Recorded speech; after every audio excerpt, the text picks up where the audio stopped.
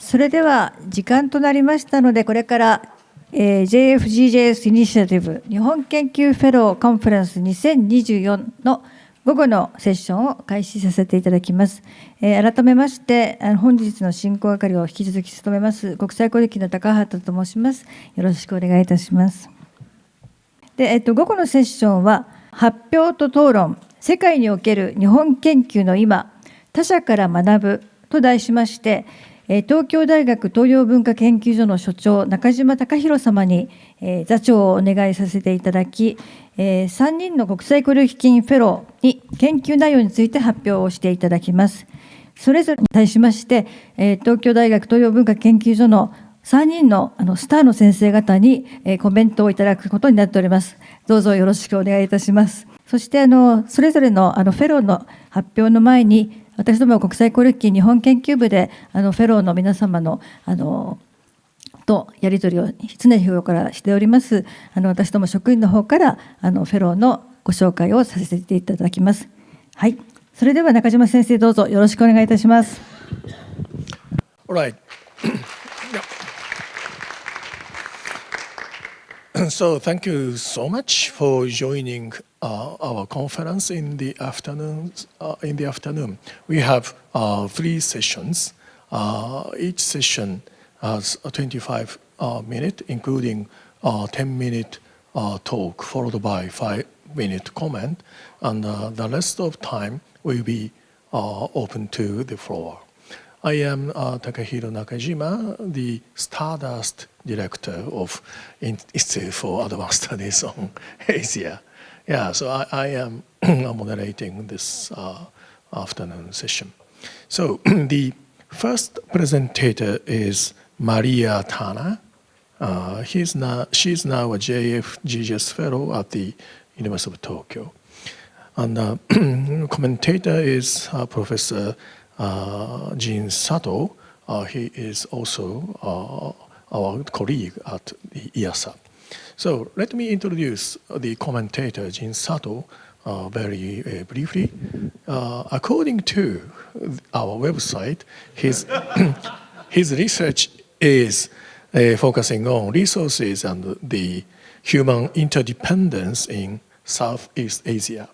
But as far as I know, he is now focusing on the problem of climate change, right? So his research is very much active in this respect, and he published many books and articles, including the recent one like the society which does not compete together, making open interdependence. And he edited a English book entitled The Semantics of Development in Asia, exploring untranslatable ideas through Japan. So this is an open access book. It is enormously downloaded in the world. It is very much popular, not only in this region, but also in other regions as well. Okay, so can you, Maria, can you give a 10-minute talk? Oh, sorry. So maybe, so Japan Foundation will give some presentation on Maria Tana, right? Okay. それでは最初の発表者の田名マリアさんについて担当の今里よりご紹介します。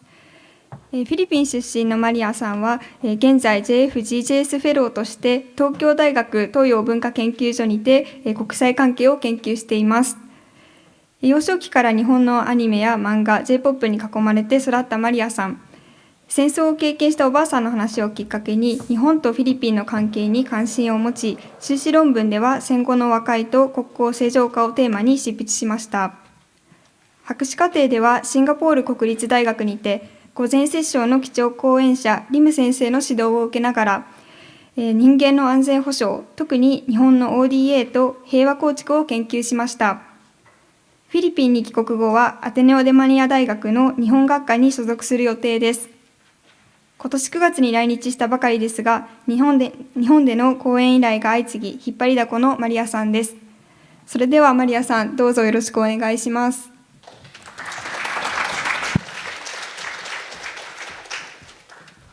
Okay, thank you very much, Imasato-san, for the introduction, and to Japan Foundation for the invitation to speak today.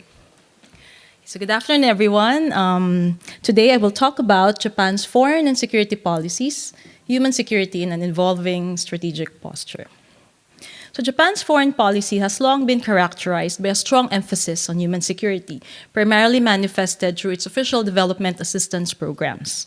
These initiatives focus on addressing the basic needs and rights of individuals, especially in developing countries, reinforcing Japan's identity as an advocate for peace. However, in light of recent and evolving regional security dynamics, particularly the rise of China and the United States' renewed interest in the Indo-Pacific, there have been notable changes in Japan's strategic posture. So in my paper, I will explore how these developments impact Japan's approach to human security and the implications for its role in the international system. So first, what is human security and what is its significance to Japanese foreign policy? So the concept of human security focuses on protecting individuals from non-traditional threats that undermine their well-being and dignity.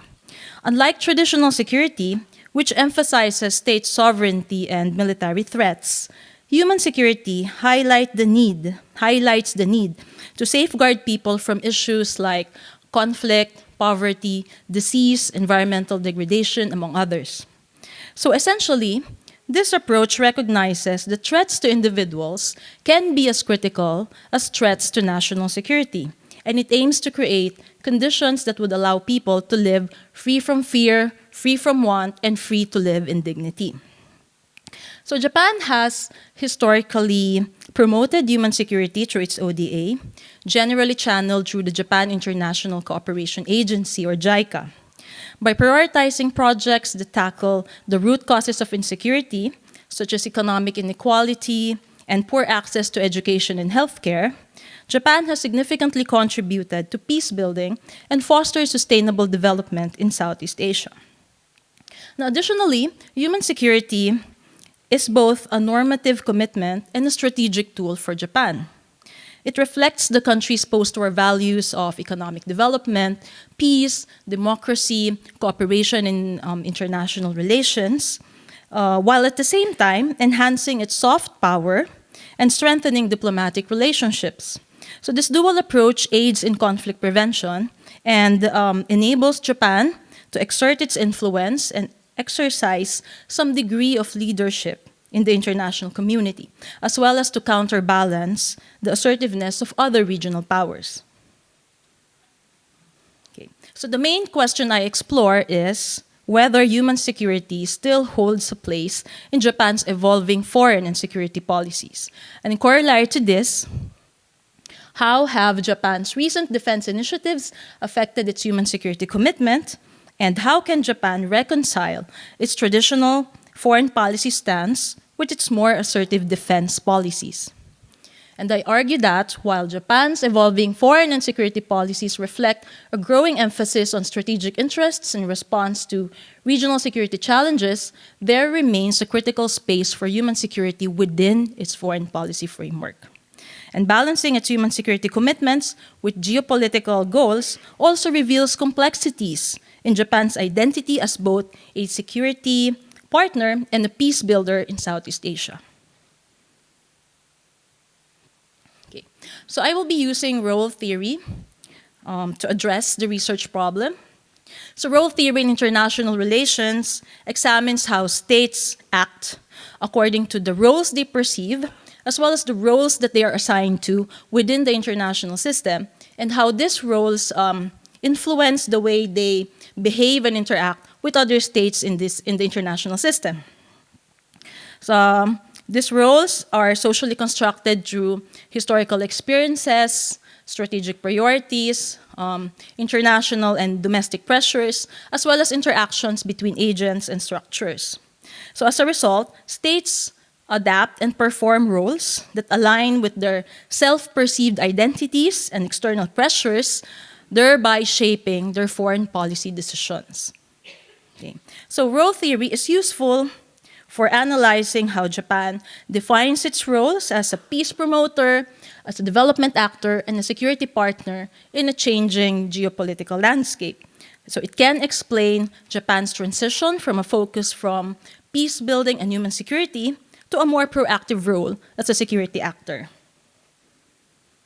Okay. Now, there have been significant changes in Japan's strategic policies in recent years. Now, in response to emerging threats from North Korea's nuclear programs, as well as the growing assertiveness and influence of China, which have contributed to regional instability, Japan is reassessing its defense postures. So it has made significant security reforms, including increased defense spending, new security legislations, increased participations in regional security frameworks like the Quadrilateral Security Dialogue, or the Quad, strengthened alliances or enhanced alliances with states, particularly the United States, also Australia to some extent, and also established partnerships with Southeast Asian countries like the Philippines and Vietnam. So it's important to note at this point that these two countries, the Philippines and Vietnam, both have maritime territorial disputes with China in the South China Sea. Okay? So in light of these developments, a critical question therefore arises. No? So is there still a place for human security in Japan's changing foreign policy? And it can be argued that the increasing alignment of Japan's ODA with its strategic interests poses a challenge to the original version of human security that Japan has championed. But this shift does not mean that Japan's commitment to human security is irrevocably compromised. Instead, Japan may just need to effectively recalibrate its approach to balance its strategic interests and human security objectives. Okay. Now we go to the first sub-question. How have Japan's recent defense initiatives affected its human security commitments? So on the positive side, Japan's more proactive defense posture enhances regional security by deterring potential aggression, strengthening military partnerships, facilitating disaster response, boosting humanitarian assistance, and improving the military capacities of partner countries through targeted training. However, it might also lead some ASEAN states to view Japan's actions as a drift or a move towards militarization. Now, this perception fosters skepticism and unease regarding Tokyo's intentions, which risks undermining cooperation and trust in human security initiatives that require local buy-in. Okay, likewise, it might divert Japan's focus and attention and resources away from essential non-military dimensions like economic development and social welfare, and hinder the achievement of comprehensive outcomes that are beneficial to the region. But despite these challenges, potential synergies could exist. By integrating military assistance with development objectives, Japan can position its security collaborations as essential to its broader agenda of maintaining regional security and promoting human welfare. So to illustrate how Japan navigates these dual objectives, I will use Vietnam and the Philippines as case studies.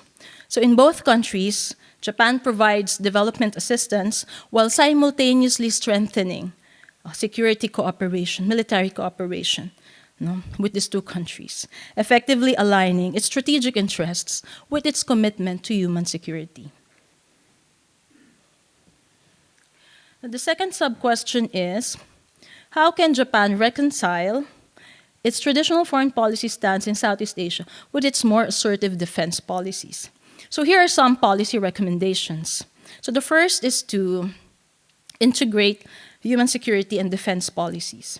So it's necessary to incorporate human security principles into existing and future defense strategies to align military objectives with humanitarian goals. The second is to enhance civil-military coordination in traditional security. So here the recommendation is to strengthen the Self-Defense Forces, or the SDF, its roles across the region through increased participation in HADR missions, so humanitarian assistance and disaster relief, and joint exercises. And then the third is to expand multilateral defense and human security cooperation.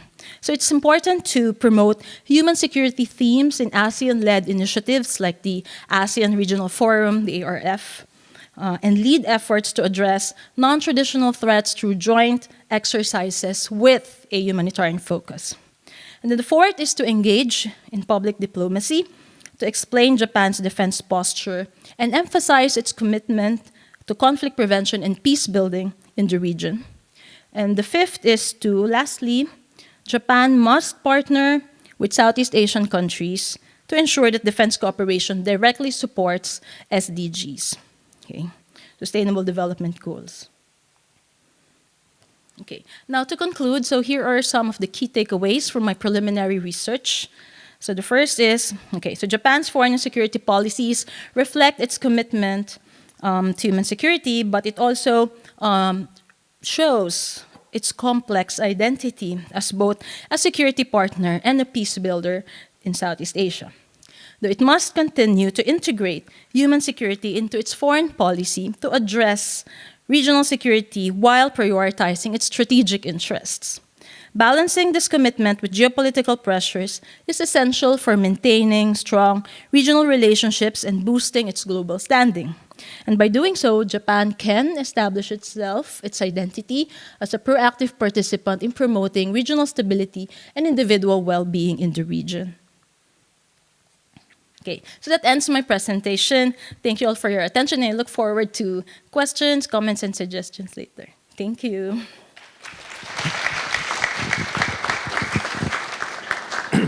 Hi, Tana-san, thank you so much for your stimulating talk. Okay, so can Professor Sato give a comment to her? Okay. Yeah, first session after lunch is the most challenging session, right? I was expecting about 20 people, but I look at my back, there's more than, maybe, I don't know, maybe there's 100, which shows that people are committed, so it's really good. I want to start out by thanking Maria for your contribution. The study of foreign aid tend to be done by the aid providers more than the aid recipients, which gives a very one-dimensional interpretation of what it means to provide aid. And it has to, so the critique must come from the recipient side. So, so for that, I really appreciate you as a citizen of the Philippines, the country that has received a lot of Japanese aid. And I'm hoping to see more work coming out on this topic from you, starting off from this particular work. So I know the time is limited, so I have three comments. And knowing that there are a lot of defense or security experts in the audience, I'm going to limit my comments on development and human security more. So the first is, the question is on the centrality of human security in Japanese foreign aid. Does human security still hold a significant place in Japan's evolving foreign aid and security policy? This is to be more provocative, I would say that has it ever been a central concept? You seem to claim that human security has been a Japanese foreign aid central idea. I'm not quite sure. I guess I want to see more empirics, like budget allocation or staff allocation or some kind of indicators that really shows that human security has been the central pillar of Japanese aid. Because in this kind of, when we talk about human, it tends to be very rhetorical, right? It sounds great. So I can see that the government really prefers to use this term. So you have to do the reality check to what extent JICA or the government is really investing in this idea. That's my first comment. And the second is the role of private sector, which has not been discussed in your paper yet. So whether national security or others, I think that the key interest behind Japanese ODA has always been to reflect the business interest of Japan, the private sector, such as material supply or private sector as a seeker of new market in Southeast Asia or in other developing countries. So I would like to know how you would see the role of private sector in your paper, because private sector are the providers of whatever the ships and all the security related materials, right? So I'm curious to know how you're going to integrate that aspect if you think it's necessary. My final point, the third point, is related to the first question, which is the need of this label, human security. Japan has been committed to health and education in the field of foreign aid for a long time. There are a lot of good projects on health and education without labeling them as human security, right? So my question is, what exactly is the added value of this label, human security? Is it adding anything? Because on the ground, people are working on health, education, peace building, all of them relate to human security anyway, right? So what is the added value of using this label? Because it seems to me that using human security might simply obfuscate the content and make it sound like Japanese ODA is simply people-oriented, and then kind of distract our attention from what's actually happening on the ground. So I would like to sort of solicit your comment on whether you see any added value to this label. So those are the three questions, and my advice to you is kind of a repetition of what I said in the beginning, is that I think you should not be too indoctrinated by the storytelling of the government, Japanese government or JICA. I think that the strength of your paper should be to stand firmly on the Filipino perspective of this Japanese investment and policy. So I want to hear more of the Filipino voice and how Filipino people think about Japanese aid, instead of relying too much on the discourse of the Japanese, the official discourse of the Japanese aid providers. Thank you so much. Congratulations.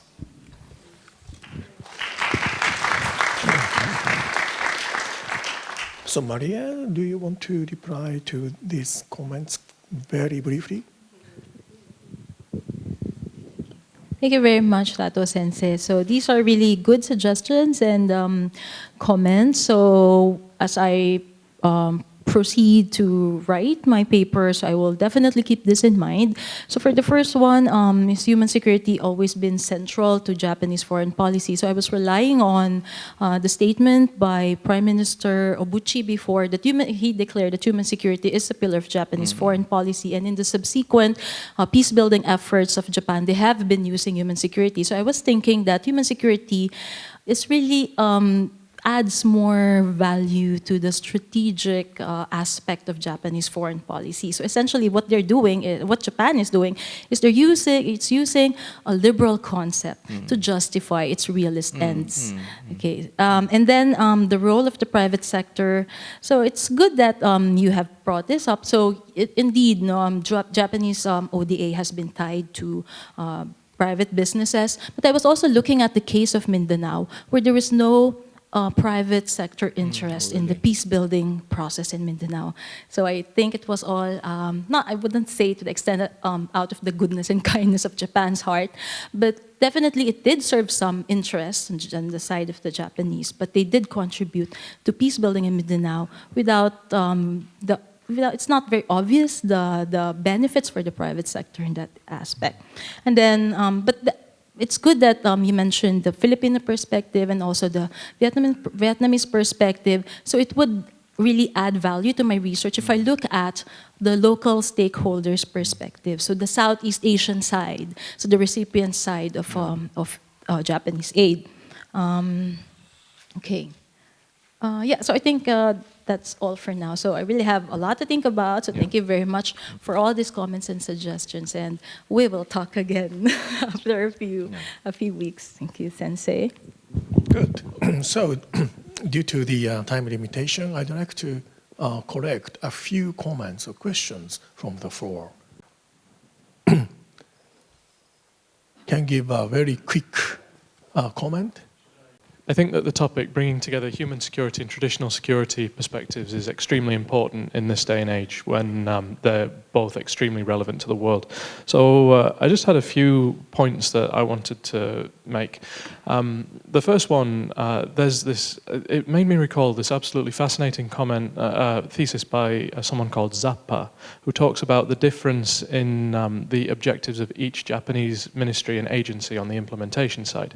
And I was thinking about this as a result of Professor Sato's comments. So, for instance, the Ministry of Foreign Affairs would be more led by realist goals, or JICA would be more led by idealist goals, that kind of thing. So I think it could be an interesting thing to look at how different ministries have different objectives within themselves, and there isn't a single unified, as it were, Japanese approach to development assistance.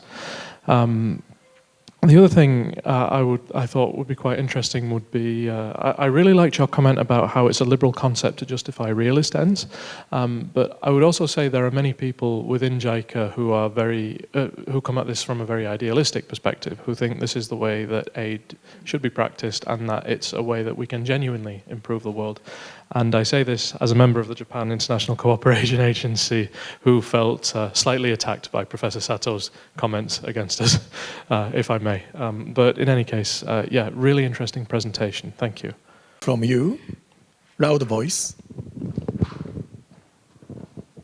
Okay, Maria, thank you for your presentation. My name is Gitti from Thammasat University in Thailand. I'm now a fellow based in JF fellow based in Kyushu University.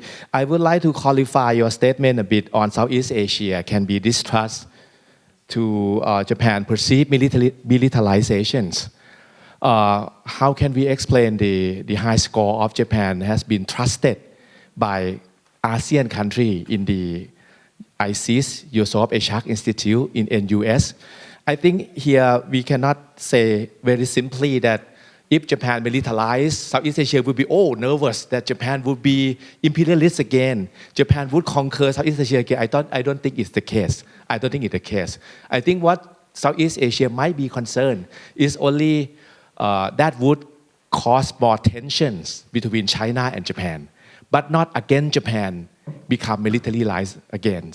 I think Philippines is very happy with Japan militarization and with US, Japan, Philippines trilateral cooperation, defense cooperation for the South China Sea. I don't see from perspective of Thailand, we don't fear Japan militarizations. So I think we need to qualify this statement. Unlike China or probably other countries that they do not like the idea of Japan militarization. Thank you. Can give a very quick reply. Okay, thank you very much, Kitty Sensei, for that comment. Maybe militarization is an extreme term, but probably we could revise it to say that it's following the US's lead. Okay, especially with the new administration, so we don't know how that will affect the region. But I would think that some ASEAN states are wary of how Japan will react or behave based on the developments. Thank you very much for these comments. Thank you. Okay, so let's conclude this wonderful session. Thank you so much. So the next session is delivered by Joseph Decker, JF Fellow, Indiana University. And the commentator is Professor Ryosuke Kuramoto from our institute. So I'd like to give you some very brief background of Ryosuke.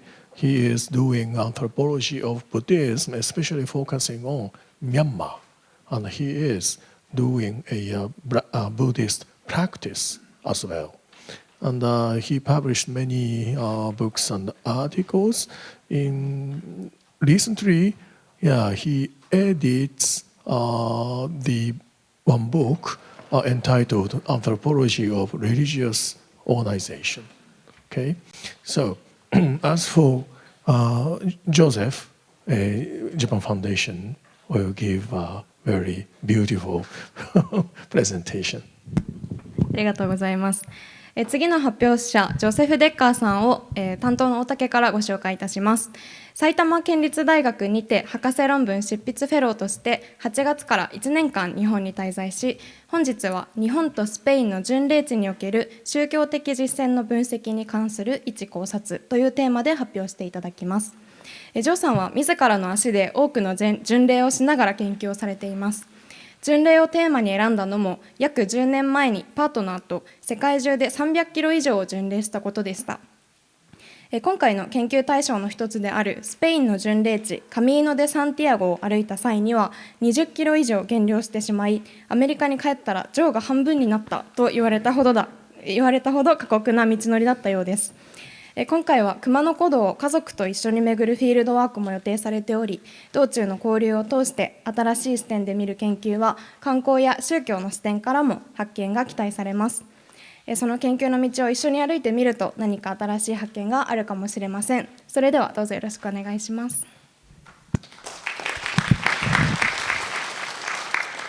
All right. Greetings, everyone. My name is Joe Decker, and I'm a PhD candidate in the Department of Religious Studies at Indiana University. Today, I'll be discussing how the Kumano-Kodo's designation as a World Heritage Site and its subsequent connection with Spain's Camino de Santiago have influenced the presentation, promotion, and management of pilgrimage in rural Japan, and its effects on the local communities, effectively transforming the Key Peninsula into a global destination for sacred heritage tourists, a phenomenon I'm calling pilgro-tourism. This trend enables local municipalities to harness pilgrimage as a cultural resource to enhance and regulate international and regional tourism in rural Japan. Last month, with the generous support of the Japan Foundation, I was able to walk 3 of the Kumano-Kodo routes, about 180 kilometers, and conduct ethnographic research, interviewing around 75 Japanese and international pilgrims, tourists, local residents, farmers, pilgrim guides, and other service workers related to their relationship with tourism and the reanimation of the Kumano pilgrimage route since its UNESCO designation in 2004. For those of you that don't know, the Kumano-Kodo is a network of ancient pilgrimage routes in the Key Peninsula that link 3 grand shrines: Hongu Taisha, Hayatama Taisha, and Nachi Taisha. Collectively, these 3 shrines are often called the Kumano Sanzan. Historically, the Kumano-Kodo pilgrimage routes were traversed by religious ascetics such as the Yamabushi, retired emperors, and their aristocratic entourages to honor the Shinto kami believed to reside in the region. Later, these kami came to be viewed as manifestations of Buddhist deities through a syncretic process called Shinbutsu Shugyo. Today, I'm going to argue that a new form of creative syncretism centered on international pilgrimage has emerged in Wakayama, beginning with its 2004 UNESCO designation and the inauguration of Tanabe City Tourism Bureau's dual pilgrim program in 2015, officially linking the Kumano-Kodo with Spain's Camino de Santiago pilgrimage. As a key example of UNESCO-inspired pilgro-tourism in action, the Dual Pilgrim Program defines a dual pilgrim as someone who has walked both the Kumano-Kodo and the Camino de Santiago. To qualify, pilgrims must walk at least 100 kilometers on the Camino and complete one of the 4 Kumano-Kodo routes. Since its inception, over 7,000 participants have officially registered. Like the Camino, Tanabe City's dual pilgrim program issues an official certificate of completion, uses a similar pilgrim passport, and keeps an official online archive of dual pilgrims' names, nationalities, and dates, and the different routes that they walked. The dual pilgrim program was created by Canadian national Brad Towell, who fell in love with Kumano while working as an English teacher in Tanabe in 1999. Towell is a visionary, a kind of cross-cultural entrepreneur, and he recognized that pilgrims who have completed the Camino would likely be interested in replicating that experience in Japan. Using each pilgrimage route's shared UNESCO listing as a starting point, Towell worked with local stakeholders to create a brand for the Kumano Kodo.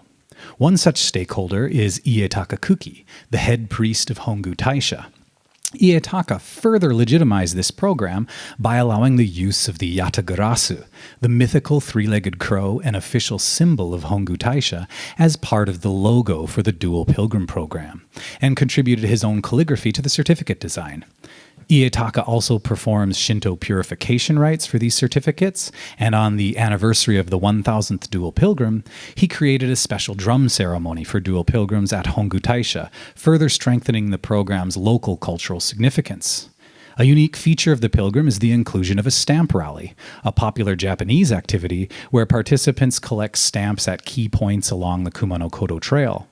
These stamps are available at wooden kiosks near shrines and reflect a blending of local Japanese and international pilgrimage practices. And collecting these stamps was a very important component of the experience of many of the people I interviewed during my pilgrimage. This year marks the 20th anniversary of Kumano Kodo's UNESCO World Heritage designation, with banners and signs all along the trail reminding us of its global significance. We can also see how international pilgrimage is being used as a form of informal diplomacy between Spain and Japan. In a notable act of religious diplomacy, a delegation of Shinto priests from Hongu Taisha traveled to Santiago to perform a ritual at the tomb of St. James. In September, Tanabe City Tourism Bureau held a ceremony for what they called dual pilgrim ambassadors, individuals recognized for promoting the pilgrimage on social media. The participants were honored at a special ceremony and received a unique sugegasa, a bamboo hat, made by an elderly resident, the last person skilled in this craft alive in the region. Additionally, dual pilgrims were presented with special commemorative items this year, such as a golden scallop shell featuring the yatagarasu symbol, and visitors can also purchase other omamari and scallop shell omamari amulets at Hongu Taisha to mark their journey, further illustrating globalization's impact on the local material religious culture. The reanimation of the Kumano Kodo pilgrimage brings with it significant cultural challenges. During my own dual pilgrimage ceremony, I noticed that many non-Japanese participants were primarily focused on obtaining their dual pilgrim certificate and collecting stamps along the route rather than actually visiting the main shrine itself. When I asked a younger priest about the religious context and significance of this drum ritual, they explained that it was merely a promotional activity tied to the connection between Hongu and Santiago. Yet many non-Japanese pilgrims I interviewed viewed the forest around the pilgrimage route as being ancient or sacred, despite the fact that these forests have been logged many times. They tended to prioritize hiking and the natural beauty of the area over actually visiting shrines. And this contrasts with local expectations of the cultural appreciation of the historic significance of the Kumano Grand Shrines themselves. Minshuku owners, guest house owners that I interviewed lamented that the language barrier has started to change how they're doing business, noting that in the past, Minshuku owners could eat, drink, and talk together with their guests. Now they feel the pressure to provide an authentic Japanese experience that is more transactional, and some noting that they are creating authentic Japanese meals specifically geared to non-Japanese palates. These observations highlight the tensions that arise from different interpretations of pilgrimage and sacred space across cultures, compounded by the increasing demand for cultural tourism experiences. 10 years ago, Mark Patrick McGuire raised concerns about UNESCO's role in Japan, arguing that World Heritage designations have commercialized cultural heritage, turning sacred sites into tourism brands. An elderly couple I interviewed working on trail maintenance expressed frustration with the bureaucratic process of getting UNESCO's approval for repairs, like removing downed trees, which slows their work. They were also puzzled by the demand to dig up and reopen the old historical stone steps of the Kohichi route in 2004. Stating that the previous route that people had been using before the UNESCO listing was safer and easier to walk. Last year, an American woman went missing on this trail and only her backpack and shoe were found this September. And this event significantly affected the community, who feel deeply responsible for their visitors' safety.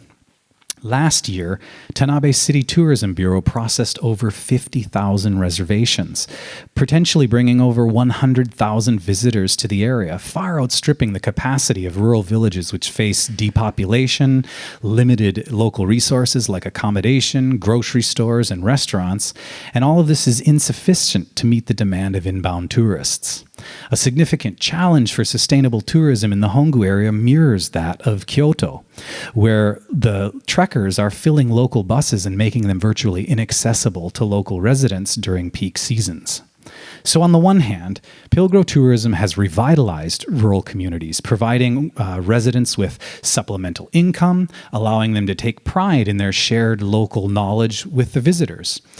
On the other hand, it also has placed a significant burden on these aging populations to maintain sacred spaces for tourists, often without younger generations to help preserve these cultural traditions.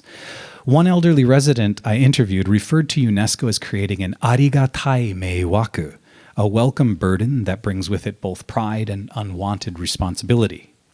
In sum, the Dual Pilgrim program exemplifies a collaboration between religious and secular forces, often bringing cultural benefits, but also challenges such as depopulation and over-tourism. So the question remains, can Pilgro tourism lead to sustainable development in rural Japan, or will it continue to strain local resources? How will the secularization and commodification of pilgrimage continue to impact traditional religious understandings of pilgrimage culture in rural Japan? Through my research, I hope to answer these questions in the coming months and welcome any comments, suggestions, or concerns from my colleagues in the audience. Thank you very much for your time and attention. Decker-san, thank you so much for your wonderful talk based on your lived experience of pilgrim. Okay, so Kuramoto-san, can you give a comment to him? Sorry. Good afternoon, everyone. And Decker-san, thank you very much for your very interesting presentation with very many good photos. I'm Ryosuke Kuramoto, a researcher of cultural anthropology and have been studying about Myanmar Buddhism. And this is me when I was a monk in Myanmar. Myanmar also has many sacred places which attract many pilgrims and tourists. This is Shwedagon Pagoda, and this is Chaitiyo Pagoda, also known as the Golden Rock. But they usually go there by bus or car. They never walk. It's too hot or too rainy in Myanmar. And last summer, I walked Kumano Kodo with my son.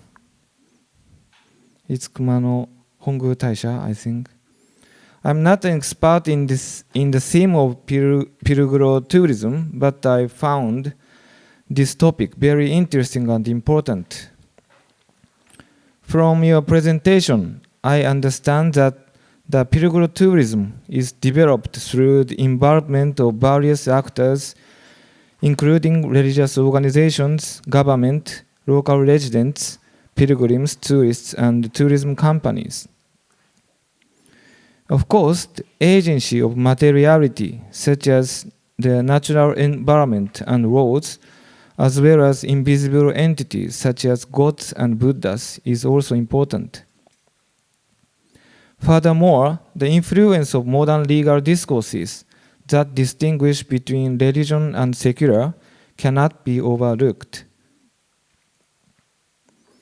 As you mentioned, the theme of pilgrim tourism is full of interesting questions as follows. How a relationship between these different actors coordinated? How are secret sites being redefined in this process? How are local communities reorganized? Therefore, this research should provide an important opportunity to understand the intertwining of religion, politics, and economics in contemporary Japan. On the other hand, since 2010s, there have been many previous studies on this topic, so you need to think about the following question. How does your research draw inspiration from previous studies in anthropology and other disciplines? So let me share some of them. There are general theoretical books in English, in Japanese also, and Japan cases, and Shikoku Henro cases. And there are also some studies focused on Kumano Kodo. I think this is a very important book. And I found some very short paper focused on dual pilgrim program, like this. And some studies focus on the experiences of tourists.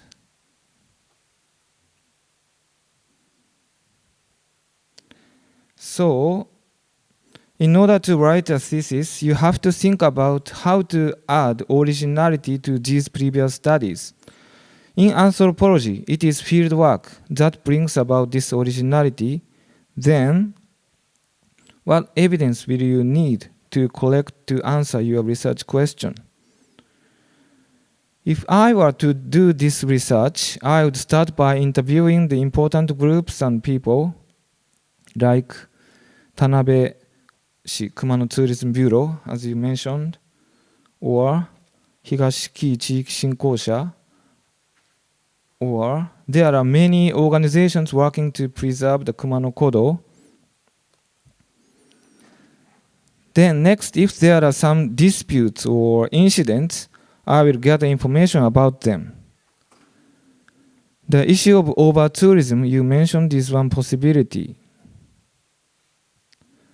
By the way, the Tanabe city, which controls over the Kumano Kodo, seems to be actively tackling the issue of over-tourism, holding more than 60 workshops since 2006 for local tourism businesses and staff.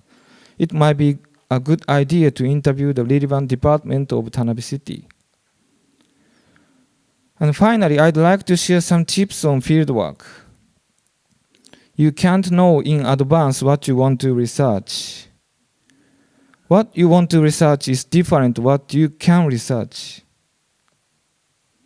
There's no end to what you want to research. And what you want to research and what you can research will change from moment to moment, depending on various encounters and happenings in the field. This is the real appeal of fieldwork. You may encounter various problems, but there are practical solutions and ways to overcome them. So if you do what you can, you will see what comes next. So here's my questions I already mentioned. And please enjoy your field work, and I look forward to seeing the progress of your research. So thank you for listening.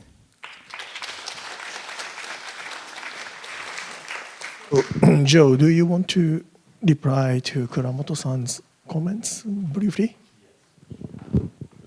Thank you, Kuramoto-sensei, for those wonderful comments. And thank you for sharing all of the resources, and in particular the Japanese sources on the Kumano Kodo and the dual pilgrimage program. Yes, my topic is too big and too broad.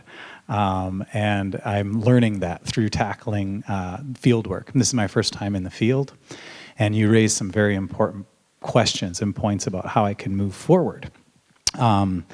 As far as how the previous research on pilgrimage, how I'm going to incorporate that into my own work, is most of the research, or a lot of research on pilgrimage, there's a lot, it deals with perspectives, sometimes perspectives of pilgrims themselves, or it deals with place-based studies like this place and how it's been important during pilgrimage. But I want to kind of think about pilgrimage as a living system, like a living system or a network of individuals. And like you rightly said, Tanabe City is a very important player in this reanimation of the pilgrimage route. And through my interviews, I've discovered these connections between Tanabe and the local guide kyokais. So as I move forward, I want to both go and interview Tanabe's relevant parties, but also the guide associations and what were they doing prior to the UNESCO's listing and the roles that they play and continue to play in the community. But yeah, I have trouble focusing where I'm going. So I also welcome those kinds of comments and the questions. They've been very helpful as I move forward. Yeah, thank you so much. So this moment as well, we are confronting the time limitation. So I'd like to correct 3 questions at maximum. So please raise your hand, please. Thank you very much, Decker-san. This is really very interesting. And I just have one very small question. Your topic talks about Kumano Kodo Saisei. So Saisei has this implication about it's a kind of a renewal, right? Yeah, I was just wondering that within this new 20 years, this new schema of comparison or like partnership with San Diego, this other partner, is there any elements in the whole pilgrimage that was actually inherited from the earlier practices, meaning like before the partnership with the other place, that what were the kind of like practices in say 50 years ago? How did people do you said a different route, and so this is one. But is there any other things that actually still is in existence, right? Yeah. So I thought that while I listened to a very interesting presentation, I would love to hear what is still there and what's been changed, and I think it might give also a perspective. So that's all. Thank you. Hello. Hi, Joe. Thanks so much for your talk. I really appreciated it, and I learned a lot. I'm an anthropologist. Just 2 quick sort of comment questions about, I guess, representation and also methodology. So unless I'm mistaken, you and Brad, the gentleman at the beginning of your talk that did both pilgrimages, are neither Japanese nor Spanish. And so I'm wondering a bit about the demographics of, is this sort of pilgrimage initiative bringing Japanese tourists? Is anyone from Key Peninsula going to Spain? Is it simply symbolic of this kind of brotherhood, sister city sort of thing? Or is there actual kind of cross interactions between these communities? Are people learning more about one another respectively, not just the tourists coming in and out? And then as far as the field work and how you're doing your field work, I was wondering a bit about where you're spending your time. Do you live in the Key Peninsula right now? And as someone who's been doing fieldwork for some time, the more time you can spend consistently in a place, the more ethical it is, the more you might find that your means to ends switch, and so that your approach of learning about this pilgrimage might actually lead to a perhaps profound ethnography of the Key Peninsula, and that transcends just the pilgrimage scholarship. So those 2 comments, but I'm excited about your work, and thank you very much.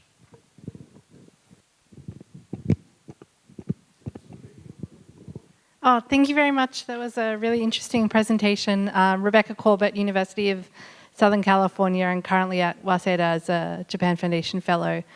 More of just a comment that I thought there were so many interesting potential avenues your research could go down. As you said, you've got a big topic and you kind of have to pick and choose at some point. What I thought was very interesting was the discrepancy between what you described as kind of international non-Japanese tourists and pilgrims being really attracted to the idea of the sacred forest and not particularly interested in the shrines themselves.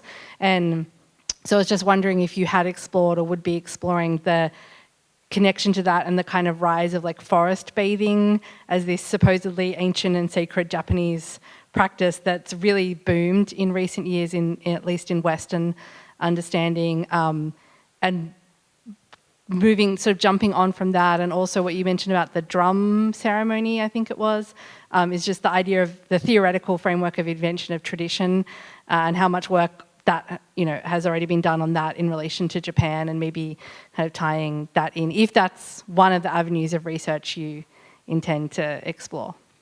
Thank you. Thank you guys for those comments and questions. I don't know if in the interest of time, I'll be able to answer all of them, but as far as the practices which are still in use in Kumano area, there's a route called the Omine route, and there are still Shugenja, mountain ascetics, that use this route regularly. That would be, I guess, what we would call big R religion, people still using the trail. And I haven't done that route yet, and I'm deciding whether or not I should include that in my study or if it gets too broad, but I feel like I need to.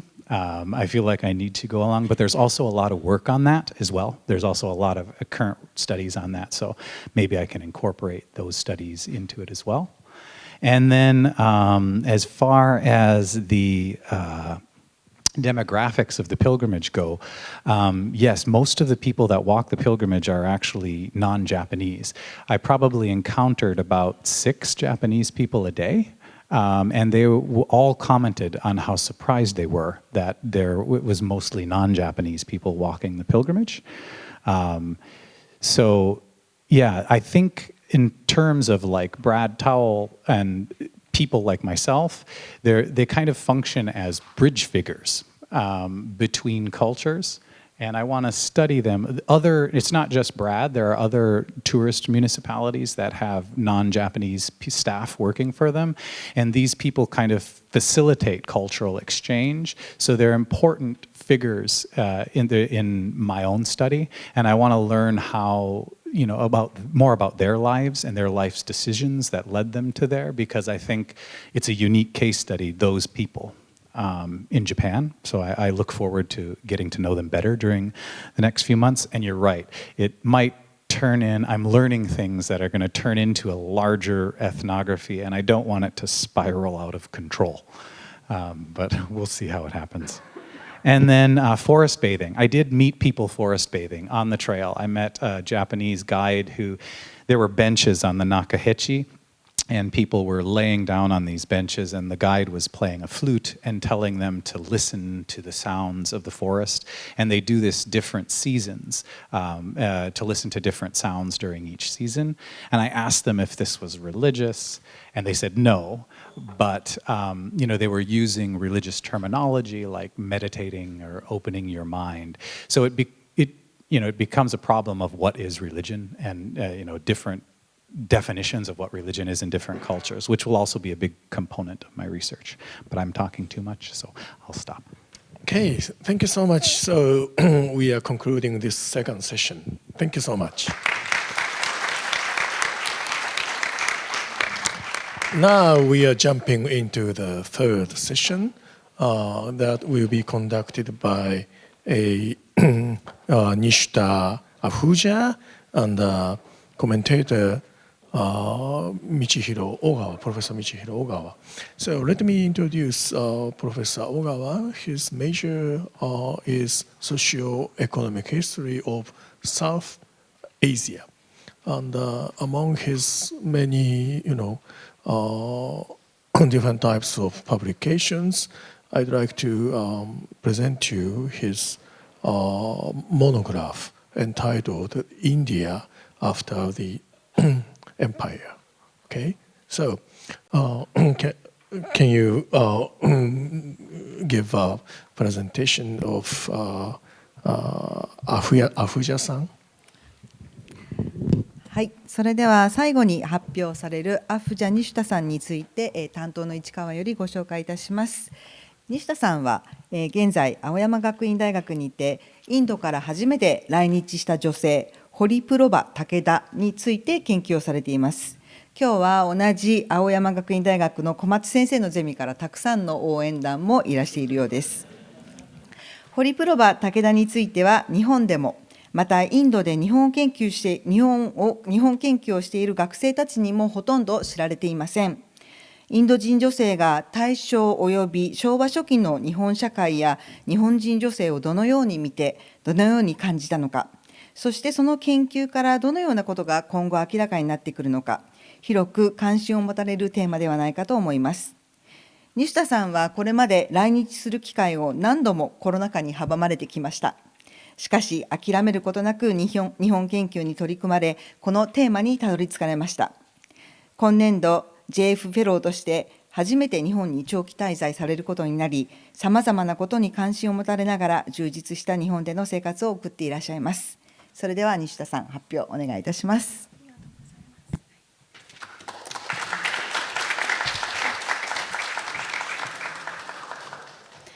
Good afternoon, everyone. First of all, I would like to thank Japan Foundation for giving me this opportunity to give a presentation today. I would also like to thank my advisor in Japan, Professor Komatsu Sensei, and my friends, as well as Professor Sekiguchi Sensei, Setsukawa Sensei, for their unconditional support and guidance. Thank you. The title of my today's presentation is Image of Early Modern Japanese Women in the Eyes of Foreign Women Visitor to Japan. For this presentation, I have selected 2 foreigner women visitors from India to Japan. The first one is Hariprabha Basu Malik. Hariprabha was born in Dhaka, undivided Bengal. Her father, Shashi Bhushan, was educated, religious, and politically liberal person and belonged to Brahmo Samaj. She married to a Japanese national, Uemon Takeda, in the year 1907.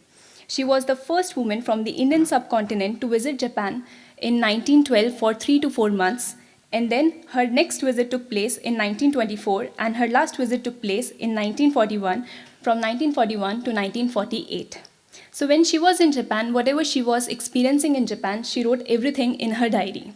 Her major works related to Japan are The Journey of a Bengali Woman to Japan, In War-Torn Japan, and Child Rearing and Women Education in Japan. Another woman for today's presentation is Saroj Nalini Dutt. Saroj was also born in Bengal. Her father was one of the early Indians to join the Indian civil service. She married to Gurusai Dutt, an Indian civil servant, in the year 1905. She herself was a reformer and worked for the betterment of women in Bengal. She formed women institutes and introduced vocational education to mothers and widows so that they could earn and support their families. She traveled to Japan in 1920, accompanying her husband and son. Like Hariprabha, Saroj also maintained a diary which was later published in the year 1929 by her husband. The diary known as A Bengali Lady in Japan. So let's talk about their perspective regarding early modern Japanese women. So both the visitors talk about Japanese women attire, their hairstyle, women responsibility towards children, women roles at work, women's education, etc. In Hariprabha diary, we could also find some information about the status or condition of a married woman within a family. Because Hariprabha diary is somewhat different from Saroj diary, as Hariprabha was able to observe the Japanese culture more closely in comparison to Saroj. As Hariprabha married a Japanese national, she had an opportunity to stay and interact with the Japanese family closely. Today, I will be focusing on Japanese women attire, role, and their responsibility in domestic life and education. Firstly, both visitors mentioned that Japanese women were not interested in ornaments. I quote, "They do not wear jewelry at all," unquote. It was said by Hariprabha Takeda.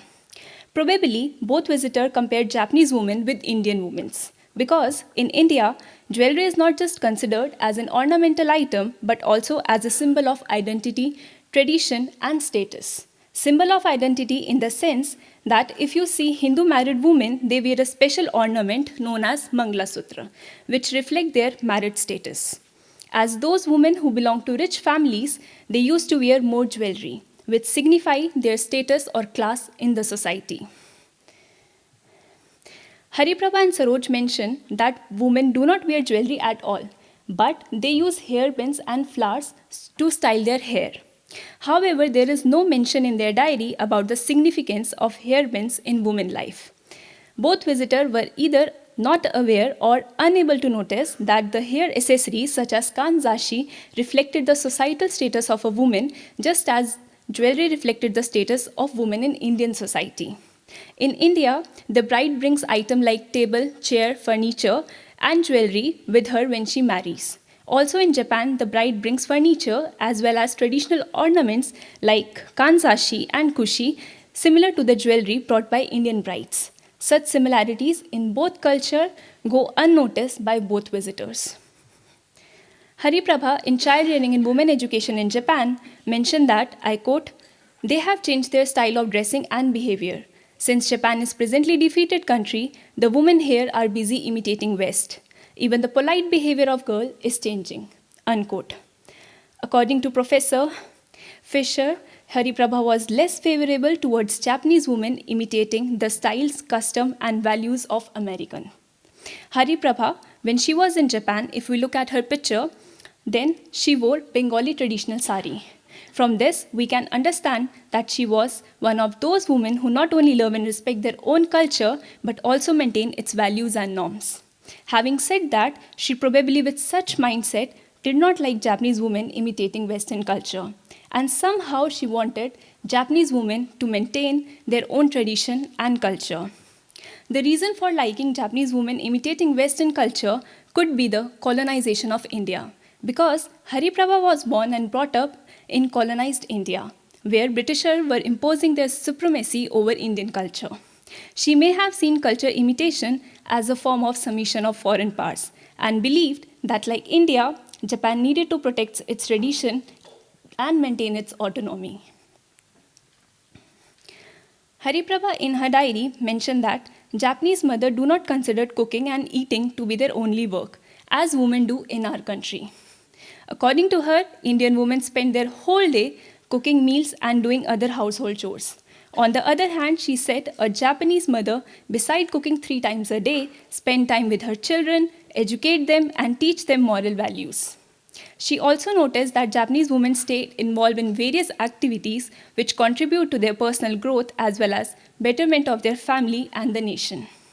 Probably Hariprabha's this comparison was highlighting the major gap between the Indian and Japanese women education system, because during that era, if we look at the graph, the literacy rate of women in India, it was only 1.05% in the year 1911. On the other hand, Japan literacy rate was 97.4% in 1910 and 98.0% in 1915. As we observe, only 1.05% females were educated in India during that era, which may explain why most women involved in cooking. Due to their illiteracy, they were unable to educate their children in the same way the Japanese mothers do. Saroj visited various schools in Japan and highlighted the importance of women education and their enhanced role in the society as crucial for national development. She argued that Japan's progress was largely due to the parallel advancement of women alongside men. She repeatedly requested parents in Bengal to ensure that both their sons and daughter receive equal education. Saroj also observed that Japanese women are very reserved and enduring. She mentioned that Japanese women fulfill their duty as wise mother, which we also say as Ryosai Kembo. Hariprabha also mentioned that it is the duty of mother to teach her son to dedicate his life for the nation, and her daughter to be a good wife and wise mother. These observations by both visitors reflect their appeal to the Indian mothers to instill moral values of nationalism in their son, especially during the British rule of the India.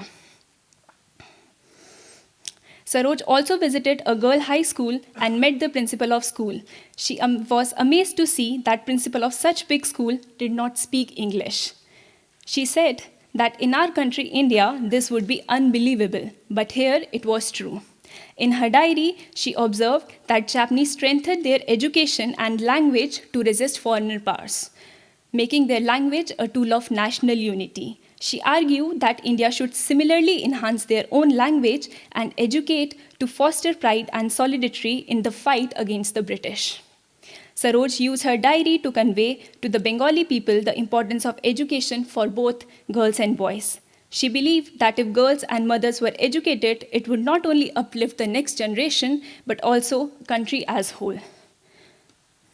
I would like to conclude my presentation. The diaries of these visitors not only highlight the Japanese culture, society, and status of women in that era, but also provide insightful lessons for the Indian society.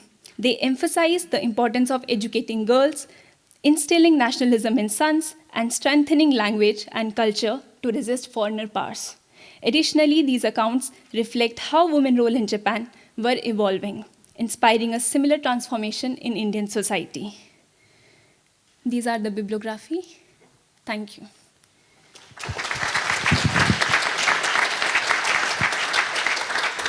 So, Huija-san, thank you so much for your very interesting talk. It taught us many, many things from two Indian ladies. Okay, so as a commentator, Ogawa-san, can you give some comments?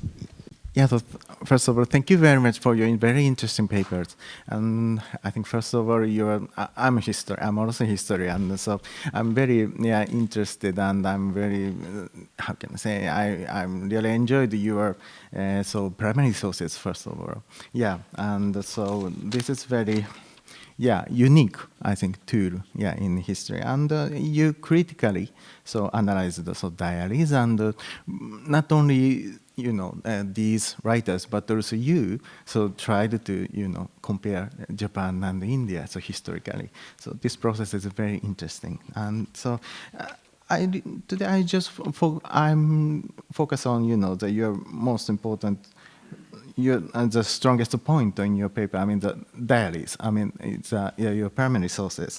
And and today I think Fujiya-san showed the image of Japanese women, in the eye of India, more precisely the Bengali women. Yeah, and so by use of their diaries. Yeah, and so I think not many, but several or some previous works, especially the Japanese scholars and the foreign scholars, in the field of Japan study showed or considered images of Japanese women, historically, I mean, by use of official document or by diaries like you or any other types of private documents. So I think your today's presentation contributes to, I think, this study. So especially, by adding the observation, from Bengali women, I mean Indian women, because I think there are very few diaries by Indians who visited Japan. Yeah, so I think this is a very good, how can I say, promotional development, of the Japan study. So in this context, I think you should refer to previous studies by Japanese scholars or foreign scholars, focusing on the diaries written by non-Indian, I mean foreigners who visited Japan. Yeah, I mean the counterparts of your diaries. So I think you can compare these previous works to your study. Yes, if so, I think finally you can clearly show how how important your primary sources or your studies are important in the study of history of Japanese women. Actually, I have been to looking for the diaries diaries written by Japanese women who visited India. Yeah, actually, it was very difficult. Actually, at present, it is impossible. I couldn't find, any documents. So in this context, your paper, these sources are very important and incompatible. So incomparable. Very nice. And so I have two questions. So one is about Haripraba's diary, this diaries. So she visited Japan in 1812 and 1824 and I think in 1940, sorry. And actually she published a book in 1915 and 2 essays in 1949. So can you find any difference or change of Japan? So especially change in the image of Japan between the book in 1915 and essays in 1949. So I'm very interested in writing history by use of diaries. This is one first question. The other is about the society in Bengal. The backgrounds of these writers. So these two writers, women, so could publish their books in the first quarter of the 20th century. And actually, I encountered a few historical studies which focus on the books written by Bengali women in the same period. But these books were not about Japan, but about society or education in Bengal. So my question is, my second question is how you can place the publication by Hariprabha and Saroj, these two Bengali women, so in the modern history of India or in the modern history of Bengal.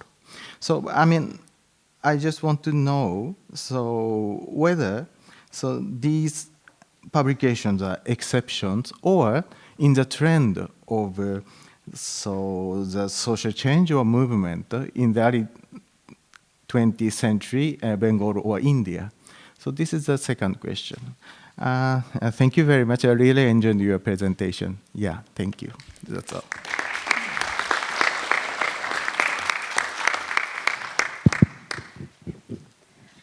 Thank you, Sensei, for your comments. So regarding the first question, the difference between the diary, the first diary which was published by Hariprabha and another diary which was published by Hariprabha in 1949 is the major difference is that when Hariprabha firstly visited Japan in 1912, so she was here for 3 to 4 months only, and she visited the purpose of her visit to meet her parents-in-law, so that she can get their blessings. And when she visited Japan in 1912, so whatever she wrote in her diary, it was more of because that was her first visit to Japan. So she wrote more of Japanese culture, Japanese festivals, women dresses, and everything which a common traveler observe. Such kind of things she has written in her diary. But when she visited, she stayed in Japan from 1941 to 1949. So that timeline was the Second World War timeline. So in her diary, we find some insights regarding the Second World War. Also, she worked with the Indian National Army upon the request of Netaji Subhash Chandra Bose and Rash Bihari Bose.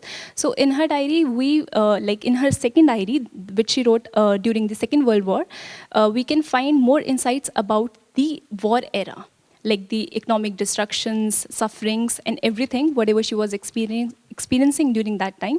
So we can find those things in her later diary. So this is the major difference.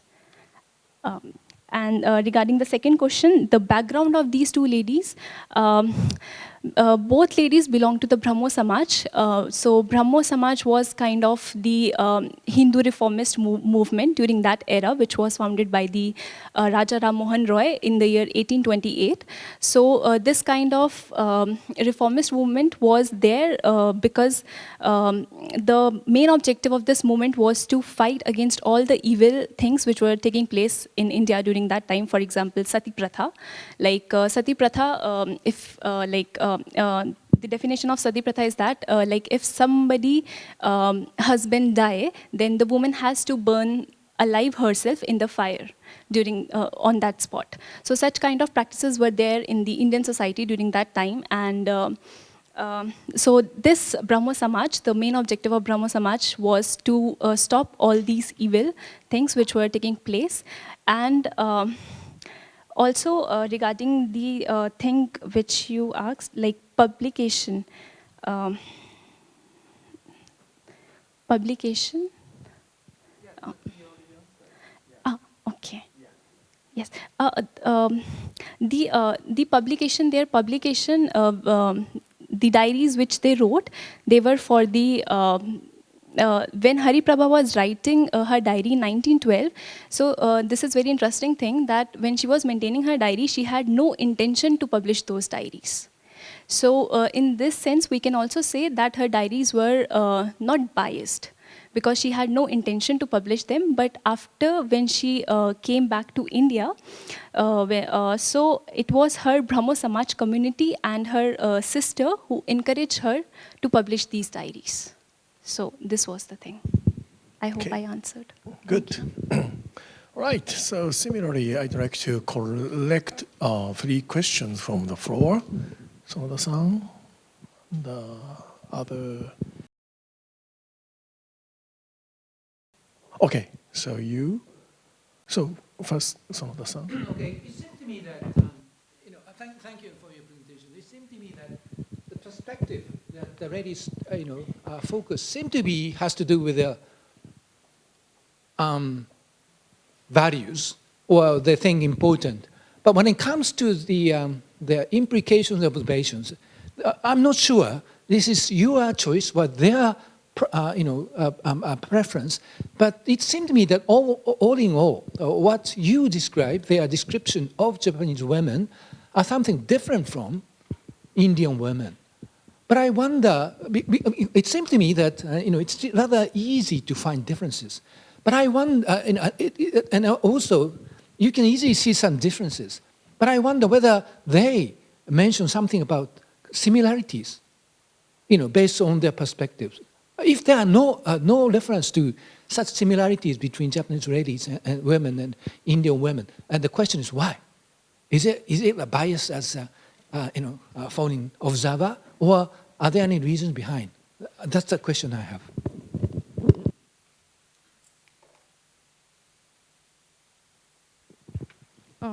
Thank you for your presentation, Nishtha. My name is Smriti, and I am a JF Fellow at Osaka University at present. I don't have a question as such, but I have 2 observations about the terms that you used in your presentation. So first one is like you used foreign women visitors, but as I could see that you are referring to like women, Indian women visitors. So probably you might consider using Indian women visitors instead of foreign women visitors to make it more precise and like, clear to the readers or audience. And the second is that when you give the example for ornament, you use Mangal Sutra as the example, and also like associated the term symbol of identity with that of a woman, which I think is like Mangal Sutra is more like it denotes the marital status of Hindu married woman. So probably it is not very convincing to use the term identity of a woman when you're giving that example. So maybe you can think about that. Yeah, that's all from my side. Thank you.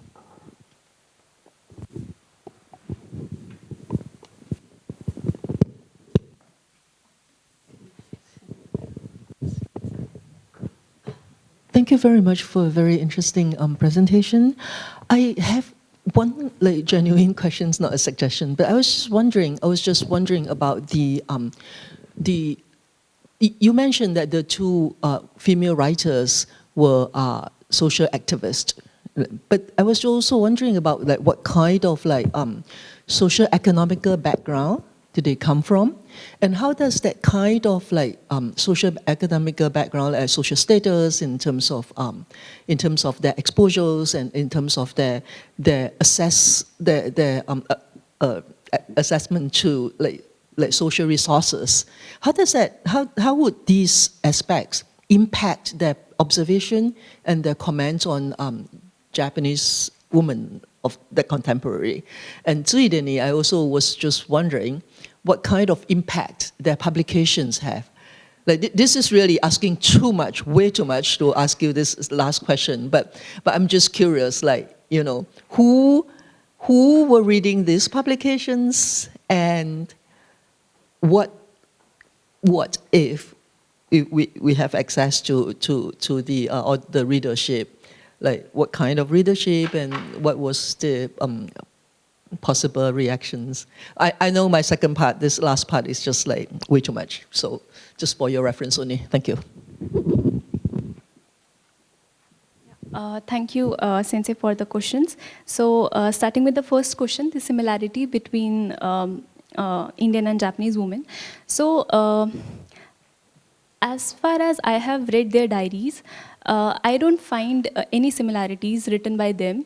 Rather, they wanted to see Japanese women as a model, or Japanese society as a model, and wanted to convey this to the Indian society, such as education system, or such as like Hari Prabha mentioned that women here in Japan, they not only cook but also teach, educate their children and do all the household chores, etc. So they wanted Indian women to learn from the Japanese women. So this was basically their thought process during that time. And regarding the my title, my title and identity of a woman, a Mangal Sutra. So I think I have mentioned in my presentation that it is only identity of a Hindu married woman, which says that Mangal Sutra is their identity. But I will try to have a look into it. Thank you. And regarding, ma'am, your question. So their background. So when we talk about Hari Prabha, so Hari Prabha was belonged to Brahmo Samaj family, and basically, if we talk about Hari Prabha and Uemon Takeda, their marriage and everything which happened in 1907 was possible somehow because of Hari Prabha's parents' thinking. Because Hari Prabha's father, Shashi Bhushan, he belonged to Brahmo Samaj family, and he said that for a nation development, two things are very important. The first one is the international consciousness among the people of the country. And for this, international marriages should be encouraged. And I think that is why he himself encouraged or promoted the marriage of his own daughter with Uemon Takeda. And the second thing which he mentioned that for the nation development is that more and more factories should be established within the country for the nation's development. And for this, he himself established the Bulbul Soap factory in Dhaka, where Uemon Takeda worked. So that is how the couple met. And because Hari Prabha's father was very liberal person, and that is why she herself was a very liberal. So that is her background. And the another woman which I selected, Saroj Nalini Dutt. So her father was Indian civil servant and her husband too. And she herself was like socialist. And that is why she wrote on like Japan. Your second question, impact on Indian society, who read those books. So unfortunately, Hari Prabha was less known among the Indian society till now. So not many people are still aware about Hari Prabha. Even the people of Bengal are not aware about Hari Prabha. So that is why I want to do this research, so that more and more people would come to know about Hari Prabha. And the reason why Saroj wrote all these books, she targeted the Bengali ladies of that era. So she wanted Bengali ladies to read her book and inspired from the Japanese education system. So this was it. Thank you. Thank you so much. Thank you. Yeah, wonderful discussion. So we still have 10 more minutes for the overlapping discussion. So you can ask a question to one single presentator, or you can ask an overarching question to the 2 or 3 presentators. Okay, so please. I mean, I was the latest one being Nishta's, and I don't know if you mentioned it while you were presenting, or maybe I spaced out a little bit. But I wanted to understand what made you choose these 2 women, like out of, I mean, there must be more. So what sort of was your rationale? Yeah, thank you for the question. Hari Prabha, being the protagonist of my research, I wanted more and more people to know about her. So that's the one reason I selected Hari Prabha. The reason for selecting Saroj Nalini Dutt was because Saroj also visited Japan in 1920 and Hari Prabha first visit took place in 1912. So which means both visited in Taisho era.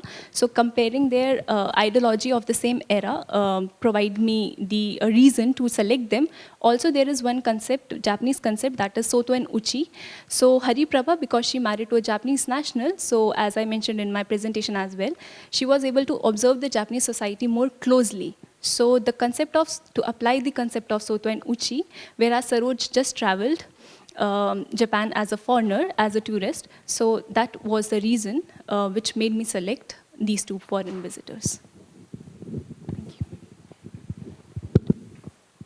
Thank you. I'm sorry. I also have comments for Nishta for the last presentation. Sorry. And I'm going to apologize in advance because I realize this might sound nitpicky, but again, about the title, because you use the term early modern Japanese women, and I just want to encourage you to think about instead saying early 20th century or Taisho Showa, because early modern generally would mean the Edo Tokugawa period or Kinsei in Japanese. So I think you want to be a little more specific, the time period you're focused on. And then I was thinking about your comment regarding the her diary, that it wasn't intended to be published and it was with the encouragement of her local community and her sister, I think you said. And I found that interesting because in my research I've been looking at a lot of Western women's diaries from the Meiji period, and it's very common in those, and the scholarship on women's travel diaries from the Meiji period points to the fact that they often say, this wasn't intended to be published, and it was with the encouragement of my family and often a sister or an aunt or someone like that, that they decided to publish it. But the scholarly consensus is that we shouldn't take that at face value, and that it's really kind of something like a trope and something that they have to say because it makes it possible for women to publish, and it would have been too assertive and too arrogant and too assuming too much for a woman to have gone to Japan and writing her diary intending to publish it, which many of the male travel writers say up front that was their intention. So I just wonder, I think this was something that the commentator mentioned as well, if you can make in your project some comparisons perhaps between the Indian women's travel writings and diaries that you're looking at and scholarship that does exist at least on kind of other women travelers from Meiji through Taisho and Showa, and kind of link in some of the scholarship and the conclusions that people have been drawing. And I think it would be really interesting in that to see like what is similar and what are the differences that you're finding. And thank you very much. It was very interesting. Thank you very much for your suggestion and comment. I will definitely look into it. And I would also like to talk to you after this session. Yeah, thank you. Hi, yeah. Michael Gigante from George Mason and Kyushu. My question is for Tana. You talked about your theory. You're looking at role theory. And I'm not very familiar with role theory, but I guess what I wanted to ask is why did you decide not to go with more traditional IR theories like constructivism? It seems like constructivism fits what you're trying to say simply because, you're looking at Japan as a whole. But I mean, I guess that leads me to my sort of secondary question. It's like, if you're going with role theory, are you looking at like leaders? I mean, I guess what's the unit of analysis that you're looking at? Is it Japan as the country, the state, or an administration, or a leader? Just wanted to get your thoughts on that. Okay, thank you. So thank you for the comment. So this is the exact question that I got when I defended my PhD dissertation. So why not use constructivism?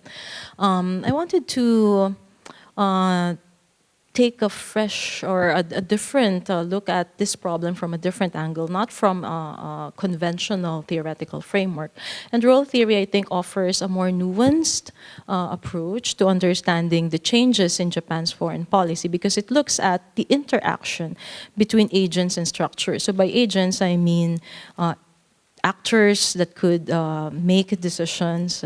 So this could mean individuals, policymakers, government institutions, specific government institutions, but essentially the foreign policy executives. So that means presidents, defense ministers, foreign policy ministers, and how the interaction with the structures.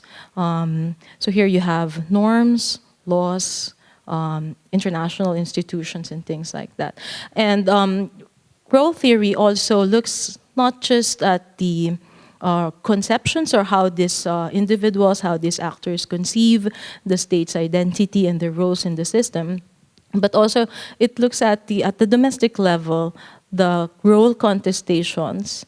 So who could contest these roles, and at the same time, from outside, the expectations of other actors in the system. So because it's not just about norms and identities, but you also have to look at other factors that could influence foreign policy decision-making. So, any other comments, questions? Yeah.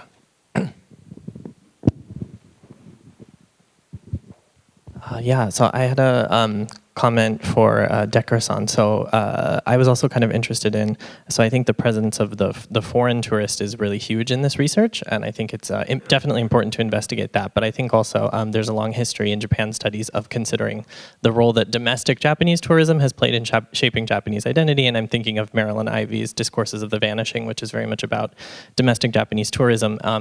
I recently stayed in Dorogawa Onsen in Nara, and I booked it through Rakuten Travel, and I didn't realize until I got there that it had actually, until very recently, been primarily a religious patronage site, and so the ryokan was very different from what I would typically expect. And I kind of talked to the owner, and she talked about how there was a sort of pressure to reimagine themselves as like a conventional Japanese ryokan for Japanese domestic tourists, even though Shugendo practitioners had and sort of secular groups coming to do these like Shugendo-style pilgrimages from the urban areas had been their kind of main customer base. So I think one important thing to consider is also, sort of the resisting the Japanese foreign binary and looking at how tourism has reshaped the religious nature of these sites, and also reconsidering the role of domestic Japanese tourism there. I know you already have a lot to think about and a lot to explore here, but that was one of the things that stuck in my mind.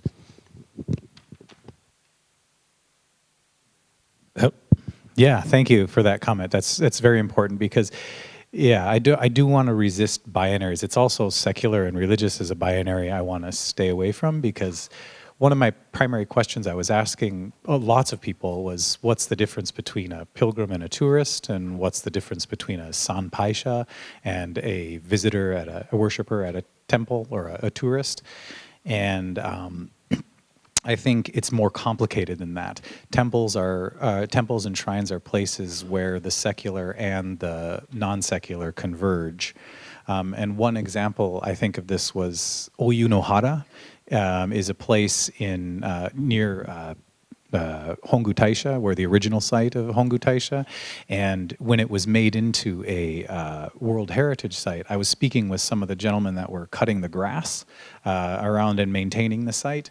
And they told me that years and years ago, it used to be a place where they played golf and did hanami.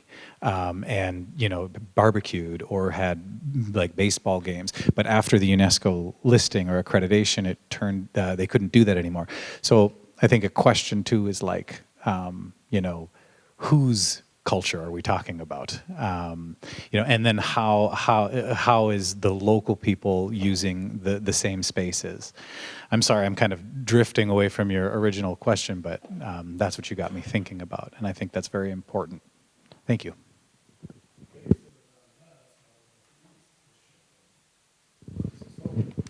Okay, my intention is to combine the discussion in the morning and in the afternoon. My question is very simple. Do all of you have any idea of promoting, doing collaborative work? I know that the graduate students are mostly interested in doing their own individual PhD dissertation work. But my question is, again, during your stay in Japan, do you have any plan or intention to work with some other scholars? That's the question.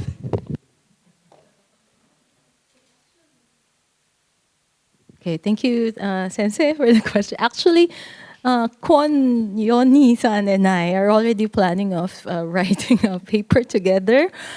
So we are planning to look at Japan's public diplomacy from the perspective of Southeast Asia, my part, and East Asia on her part, because she's Korean. So I'm writing from the Philippine perspective, and she'll be writing from the Korean perspective, but the topic will be Japan. So I think that this fellowship is a good opportunity for the both of us to actually collaborate on a project together.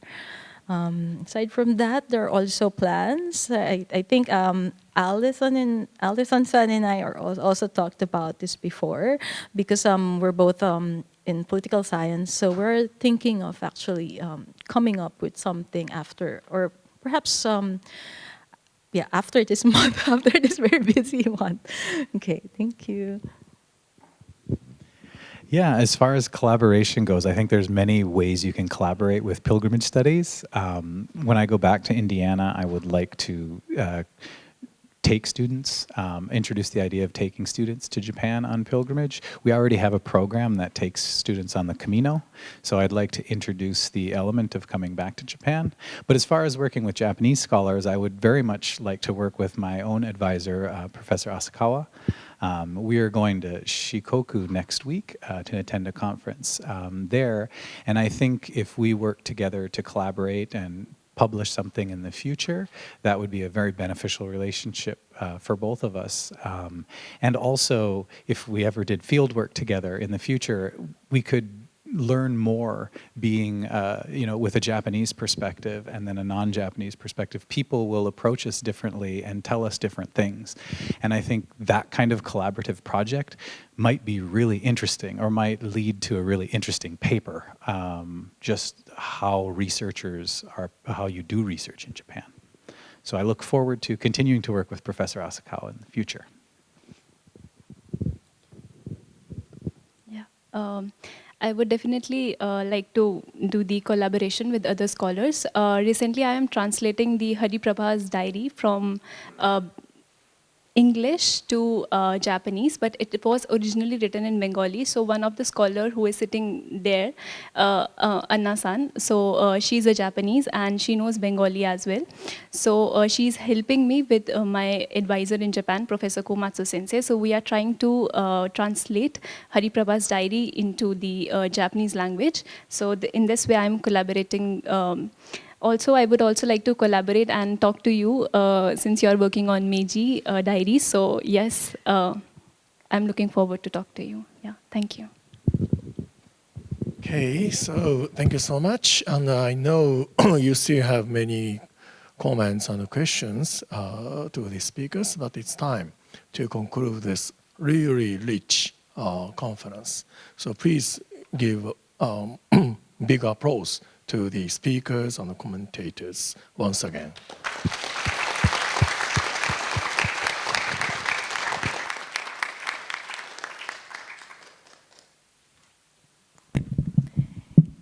中島先生、3人の発表者の方々、それから3人のコメンテーターの先生方、ありがとうございました。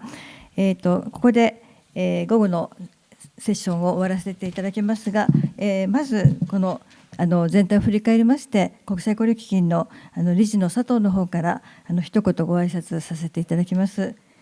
佐藤理事、お願いいたします。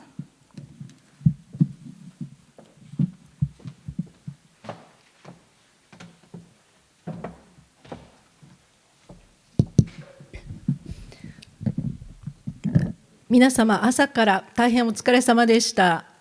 6時間、8時間、6時間ですかね。ぶっ通しで昼の間もずっとネットワーキングされてたので大変お疲れだと思いますが、ですけども午前のセッション、午後のセッション、非常にリッチな素晴らしい内容のディスカッションがあったと思います。皆さんから積極的に質問を出していただいたっていうことが非常に良かったと思いますし、今のそのマリアさん、ジョーさん、西田さん、もう非常にバラエティに富んでますよね。人間の安全保障、巡礼ツーリズム、それから戦前期の日本人女性像、もう本当に全然接点のないようなものが3つ並んだわけですし、皆様のお手元のファイルで今日は55名のフェローがいらっしゃってますけれども、ハッシュタグを見ていただくだけでですね、どれほどバラエティに富んでいるかというのがお分かりいただける。本当に日本だけを結節点にしてこれだけ豊かなバラエティが集まるということに本当に感動を覚えるところであります。本当にフェローの集まりで、こういうことをいつもその感動を覚えるわけでして、この何て言いますか、ネットワーキングっていうのは実は日本研究フェローをジャパンファウンデーションが始めたのは非常に長い歴史があるんですけど、何十年もやってるんですが、横のつながりっていうのをこういう形で始めたのは3年前からでありまして、ここにいらっしゃる中島先生はじめ東京大学東文研のご協力があってですね、こういうことを始められたということで、この横のつながりこそがネットワーキング、これは本当に重要なことだと思っていきまして、これをサステイナブルに継続してやっていきたいというふうにジャパンファウンデーションとしては思っております。京都の方で日文献で西日本の皆さんが集まり、こちらで、東日本のさらに来年には願わくば東北大学、今日は東北大学の皆さんいらしていただいていると思うんですが、ご協力得られればそういうことができればなというふうに思っておりまして、もうそれこそpeople to people engagement といいますか、人と人とのつながりというのがこの午前のセッションでも話題になりましたポジティブなところはコラボレーションという協力の重要性をリン・ベンチュー先生がまず強調されたわけですが、3人がそれぞれ今日午後のセッションの3人がそれぞれにこれからコラボレートして何か書きたい、やりたいという計画があることも先ほど分かりました。で、午前中もう一つその暗い面としましては、やっぱり学術っていうのがですね、なかなか難しい世界の潮流という意味では人文科学、社会科学、あるいは地域研究になかなか各国のリソースが回らなくなっている。それよりは安全保障であったり、あるいは社会福祉の問題だったりというところがもう緊迫した問題がたくさんあるために、もうその学術とか文化とかいうのはどうしても後回しになる。けれども本当は一番大事なのがその people to people コネクティビティだというふうに考えておりまして、皆様方がこういう場でネットワーキングを強めていただくことこそが将来の若い方々のキャリアにもつながることが開けてくる可能性もありますし、そのように思って続けております。で、今日朝から私聞いてまして、2つほど思いついたことがあります。ジャパンファウンデーションとしてですね、今後ぜひやりたいというのは、一つはですね、この、日本研究フェローのネットワーキングがこのようにできている。そこに今日は何人かですね、実はジャパンファウンデーションとしてはインドパシフィックパートナーシップフェローということを実は去年あたりから始めてまして、で今日はネパール、インド、それからオーストラリアからもそのフェローさんたちが来てらっしゃる。でこれは必ずしも日本研究者じゃないんですね。国際関係だったり、いろんな分野なんですけど、日本も比較の対象とするということで、今回たまたま今日本に来ていらっしゃる。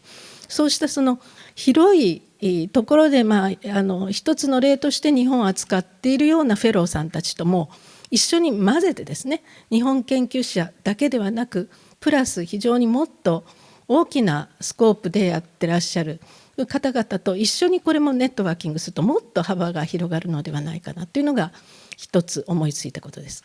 それからもう一つは午前中に New Voice in Japanese Studies というオーストラリアベースでジャパンファンデーションサポートでジャーナルを出版しておりました。日本研究者、若手日本研究者のジャーナルで、これが2021年ボリューム13ボリューム13で止まっているんですね。ご指摘があったように今ちょっと予算がそこに回らなくなったという理由もあったし、いろいろな理由があったんですが、でこれをもしできればですね、 Restart of the Journal of New Voice in Japanese Studies Japanese Related Studies かな。でオーストラリアだけじゃなくてですね、もう本当に広く世界中のその日本研究者の若手ですね、若手の方がやっぱり研究して書く場所があることが必要ですので、これも林弁中先生も常に強調されてますけど、そういう場を設ける。ただしピアレビューのシステムをこれを維持していくというのは大変なことで、これはジャパンファンデーションができない部分も相当ありますので、皆さんとこれこそコラボレート協力の中でですね、New Voice in Japanese Studies をリスタートもしできればいいなというふうに思いつきまして、その方向でジャパンファンデーションとしても頑張っていきたいというふうに思った次第です。それが今日インスパイアを受けた2点であります。ということで本当に今回関係者の皆様方に深く感謝をいたしまして、それから林弁中先生がおっしゃった Other Players も今たくさんいらしてます。ヤングスカラーズの他にもJICA の方、GNTO の方、それから民間のファウンデーションの方々もたくさん今日はいらしてくださいまして、そういう方々にも本当に貴重なお時間を割いてお集まりいただいたことに改めてお礼を申し上げまして、私の言葉とさせていただきます。ありがとうございました。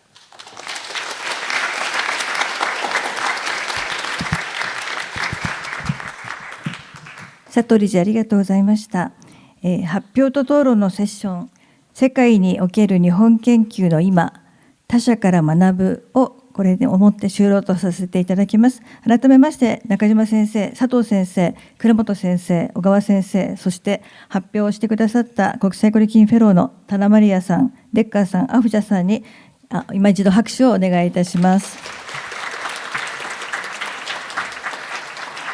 でこの後場所を多目的スペースの方に移しまして、ポスターネットワーキングイベントというまさにイベント、皆様、オール参加型のイベントをさせていただきます。